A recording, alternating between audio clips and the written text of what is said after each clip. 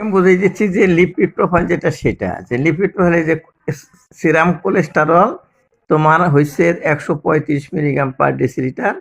এর ডান দিকে লেখা আছে যে লেস দেন 220 মিলিগ্রাম, মানে এর নিচে থাকার কথা। যেহেতু তোমার 135 নিচে আছে, এটা ঠিক আছে। তারপরে হচ্ছে যে এস এ এইচডিএল কোলেস্টেরল তোমার আছে 138 হয়েছে রেজাল্ট। এখন ডান দিকে দেখো আছে 38-এর নিচে, উপরে আছে 35-এর উপরে আছে। 35-এর উপরে থাকার কথা, তোমার আছে 38, ঠিকই আছে ওটা। এরপর আছে এলডিএল, এলডিএল থাকার কথা তোমার হয়েছে এই যে 80। তা 80 হয়েছে তোমার, তো উচিত হলো 150-এর নিচে, নিচে আছে এটা। আর আছে ট্রাইগ্লিসারাইড আছে 87, থাকার কথা 165 নিচে, কিন্তু তোমার